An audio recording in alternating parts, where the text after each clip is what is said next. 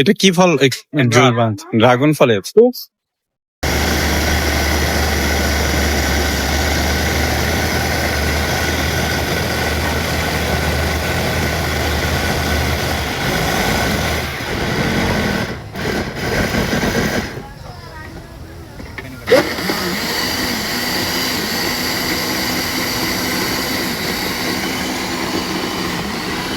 আপনার কাঁচা আম, পাকা আম, তরমুজ, ড্রাগন, আর লেবু, আনার, মালটা, পেঁপে, অনেক পদের ফলই আছে। আবার মিল্কশেকের মধ্যে কাজু বাদাম milkshake, chocolate milkshake, strawberry milkshake, cold coffee, আবার শুধু মিল্কশেকও আছে।